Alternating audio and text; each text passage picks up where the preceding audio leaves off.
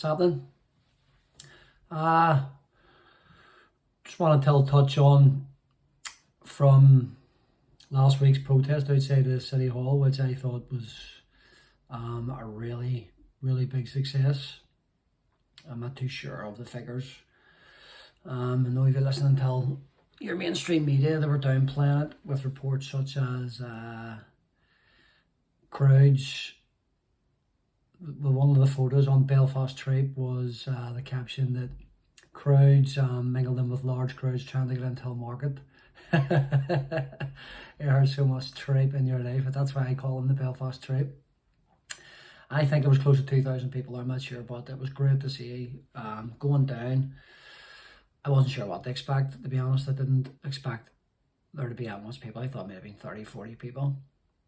But it was fantastic to see so many like-minded people coming together for one cause, and I think there would have been a lot more came down, only maybe just don't have the courage or couldn't get down for X, Y and Z. But the amount of people that was there and the diversity within the crowd was fantastic.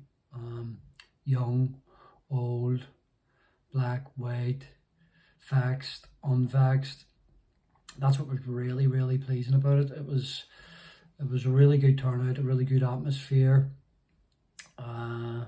Great to say be in among like-minded people, because I know a lot of people feel like they're just on their own with regard to a lot of this nonsense. But so it was great to sort of get amongst that energy and use it to give you a wee boost in morale, which it really did. It really revitalised me.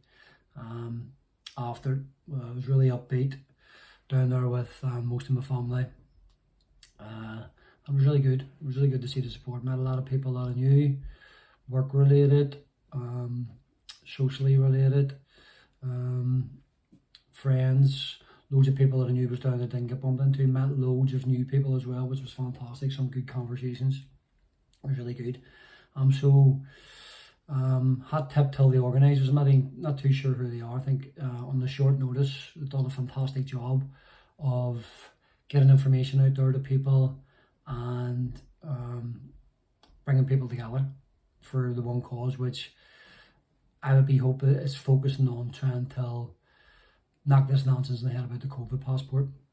I do have a couple of bits of criticism for the organisers, and I'm sure they're well aware. One of the main reasons was the PA system, and I know it was short notice, and there were so many people there, and it's such a small space for you to try and organise, and appreciate that there. And I'm not having a grudges at all. I think it was brilliant. Just I couldn't really hear what was being said by a lot of the speakers, and it was hard to hear. I'm sure you are aware of that there, but take nothing away from what you were able to do, and you could hear around sort of the central part of it.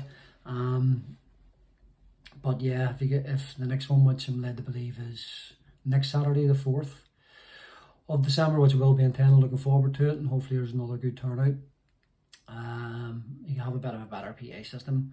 Also on that, from some of the videos that I have seen, a wee bit of criticism is really do need people to stick to the topic and not try and alienate people. The main priority for everybody is to focus on has got to be stopping COVID passports.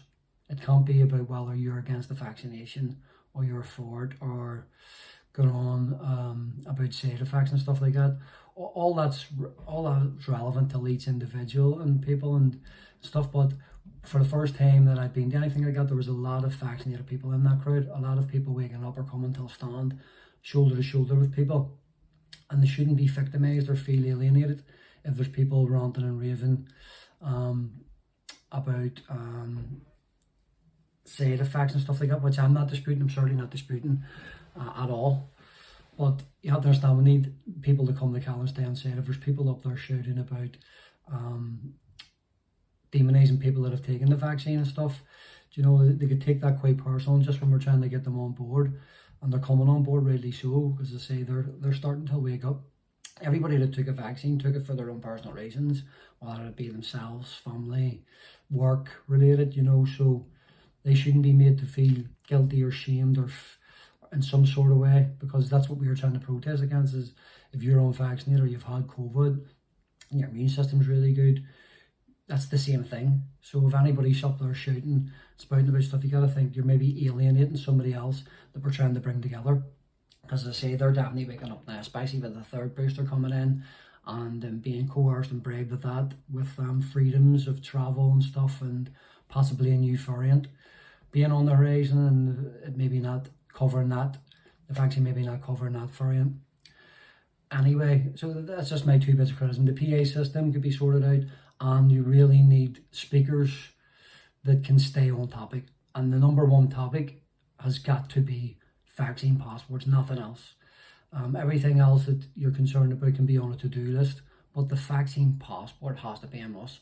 A must of trying to stop it, of boycotting businesses that are asking for these requirements. Them 2 things have to just go hand in hand, and it has to be somebody to look it up and bring people together and just speak on that, because I think we'll have an opportunity here, both to get people that are vaccinated on board with people that are feeling outcast that are unvaccinated, or say have already had COVID, they're not even being spoke about with natural immunity, and also to try and help send out the message and get as many people to boycott these businesses as possible and get the businesses on side.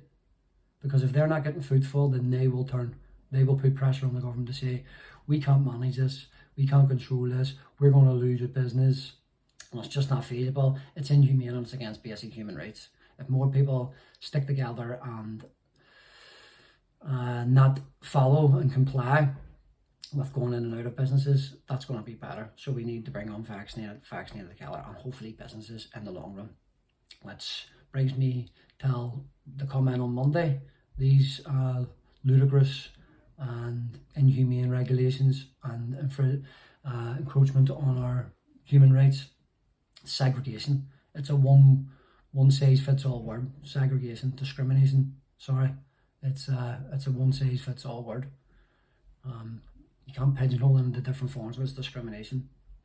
So as I said in my last video, anybody that I'm friends with, family, Facebook, outside, come the 29th, Monday the 29th, you still have that opportunity to stand with a cause, or delete me off Facebook, and just ignore me in the street. We need to try and stand together, and I really hope that more people are waking up, especially over the last couple of days, with a real push on these boosters and maybe a new variant stuff coming out. This madness has to stop. So it doesn't say it's the only way to fight back is to come together, boycott peacefully, and that's the only way our voice is being heard, when you've got some good speakers up there that are staying on point and not getting distracted. So I'm looking forward till next Saturday as well, and hopefully the sort out the PA system and have, and I'm not saying, because anybody that did speak, fair play to them, it takes a lot of courage and a lot of bravery to get up there and put yourself in the centre spot. But hopefully there's some politicians or some business people that will come on board and stand up there and speak on behalf of all of us, and get the point across and send out a clearer message. After that, as I say, I felt revitalised. It was good to see a couple of friends got in touch over the weekend. We were able to take a couple of nice wee donders on Sunday and have a good conversation about solving the world's problems, and just football in general was really good. Felt really revitalised after Saturday, and even more content and at ease after a nice wee donder in the fresh air and a couple of good conversations with good friends. So it's much appreciated. You know who I'm talking about. Finally, just to end it on, as I say, it's not easy. Nobody wants to be boycotting businesses. Nobody wants to be losing out and going out for nice meals and a cold pint and a chat and watching the football and concerts and stuff like that. But that is what needs to happen. We went through over a year without them stuff. We can do another couple of months and send them a clear message.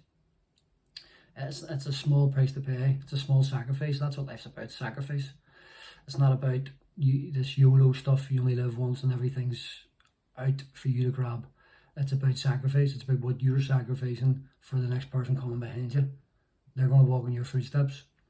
So I think it's a small price to pay till lose out on a cold pint and a meal, dear cold pints and dear meals, and going out till concerts or opera houses or football matches that are asking us to bow down to their demands and braving us for our God-given rights.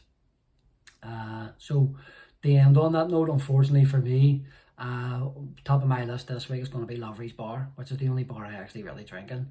To be honest with you, love the bar, good staff, doormen are spot on, nice atmosphere, good clientele in there, whether it be football, pool, music. It's always a great spot. But with Evans having their stall as usual down in the market, that's it for me. So that's a sacrifice I have to make. I don't want to do it, but at the end of the day, anybody that's going to be discriminating against me, I'll be boycotting their business. They're not worthy of my money, so they're not. So yeah, Lovery's top of the list this week. So good luck to you. Hopefully more people, I'll say, follow suit and just sacrifice. Go without, bunker in, and enjoy that pint with your family in your house. Have a nice meal with your family in the house. Stick the music on that you like in the house. Most people have got their own bars and all made nice, so they do. Their hot tubs and lights and that there at the back. But yeah, all joking aside, just trying to stand together and stand up for what's right. And again, pats on the back and hot tip to everybody that organised and turned out. You deserve a big round of applause for turning out and supporting her last week, and for the people that organised it, and hopefully the next one's bigger and better. Take care.